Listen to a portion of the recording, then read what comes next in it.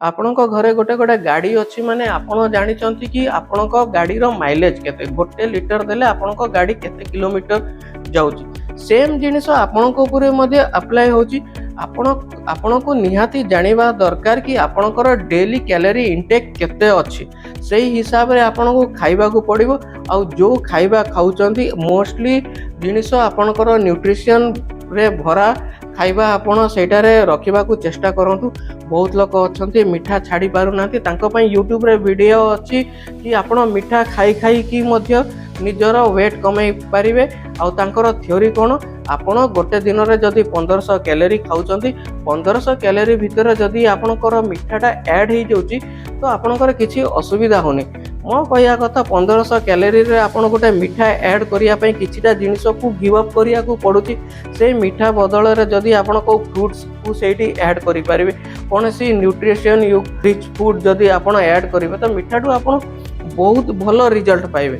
ତ ଏମିତି ବି ଅଛନ୍ତି ଯେଉଁମାନେ ଫ୍ୟାଟ୍ ଲସ୍ କରିବା ପାଇଁ ଚାହୁଁଛନ୍ତି, ସେମାନେ ପୁରା ଟୋଟାଲି ଖାଇବା ଛାଡ଼ି ଦେଉଛନ୍ତି। ତାଙ୍କୁ ଲାଗୁଛି କି ଯେତେବେଳେ ଆମେ ଖାଇବା ଛାଡ଼ି ଦେଉଛୁ ଆମ ବଡ଼ି ଆଗେ ଫ୍ୟାଟ୍କୁ ତରଳେଇବ, ତାପରେ ସବୁ କିଛି ନର୍ମାଲ୍ ହେଇଯାଉ। ଯେତେବେଳେ ଆପଣ ଖାଇବା ଟୋଟାଲ୍ ଛାଡ଼ୁଛନ୍ତି ମିନ୍ସ ଆପଣ ଜାଣିପାରୁଛନ୍ତି କି ଯେଉଁ ନ୍ୟୁଟ୍ରିସନ୍ ଡେଲି ବେସିସ୍ରେ ଆପଣଙ୍କ ବଡ଼ିକୁ ଦରକାର ସେଇ ଜିନିଷଟା ଆପଣଙ୍କୁ ମିଳିପାରୁନି।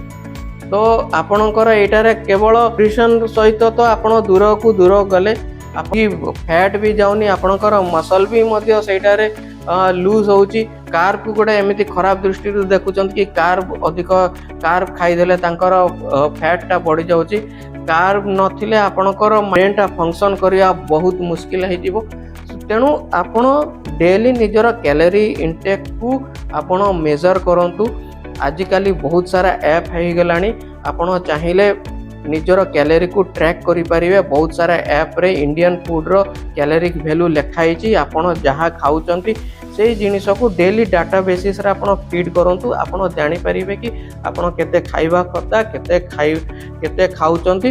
ତ ଆପଣଙ୍କ ଫ୍ୟାଟ୍ ଲସ୍ ଜର୍ଣ୍ଣିରେ ଆପଣଙ୍କୁ ବହୁତ ଇଜି ହେବ। ଆଉ ବହୁତ ଜଣ କହିବେ କି ଡେଲି ମାପିକି ଖାଇବା ଆମ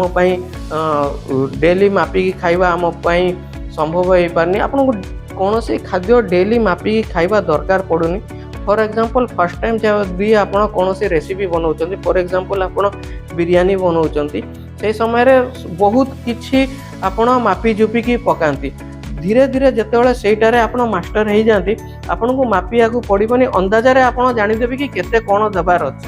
ସେମ୍ ଜିନିଷ ଯଦି ଆପଣ କିଛି ଦିନ ଖାଲି ତାକୁ ୱେଟ୍ କରିବେ, ଯାହା ଖାଉଛି କ'ଣ ଖାଉଛି ଟିକେ ମେଜର୍ କରିଦେଲା ପରେ ନେକ୍ସଟ କେତେ ଦିନ ଆପଣ ଯେତେବେଳେ ସେଇ ଡାଏଟ୍ଟାକୁ ଫଲୋ କରିବେ, ଆପଣ ଜାଣିପାରିବେ କି ଏଇଟା କେତେ ଗ୍ରାମ୍ ଅଛି, ସେଇଟା କେତେ ଗ୍ରାମ୍ ଅଛି। ମେଜରିଂ କପ୍ ଅଛି, ଆପଣ ଗୋଟେ ଯଦି ସେ କପ୍ରେ ପକାଇବେ ଆପଣ ଜାଣିପାରିବେ କି ଏତିକି କପ୍ରେ ଏତିକି ଆସୁଛି, ସେଇ ହିସାବରେ ଆପଣ ଖାଇପାରିବେ। ତ ଡାଏଟ୍ ମେଣ୍ଟେନ୍ କରିବା ଆପଣଙ୍କ ହାତରେ ଅଛି।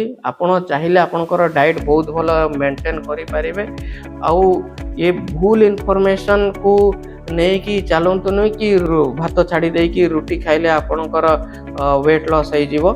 ଆଉ ନେକ୍ସଟ କଥା ଅଛି, ଆପଣଙ୍କୁ ନିଜର ଫ୍ୟାଟ୍ କମାଇବାକୁ ଅଛି ମାନେ ବେଷ୍ଟ ପ୍ରୋସିଜର ଅଛି, ଆପଣଙ୍କୁ ପରିଶ୍ରମ କରିବାକୁ ହିଁ ପଡ଼ିବ। ଆପଣ ଫିଜିକାଲ୍ ଆକ୍ଟିଭିଟି କରନ୍ତୁ, ନିଜ ଡାଏଟ୍କୁ ଟ୍ରାକ୍ କରନ୍ତୁ, ତେବେ ଆପଣଙ୍କର ଫ୍ୟାଟ୍ ଲସ୍ ବହୁତ ଭଲ ଭାବରେ ହେଇପାରିବ।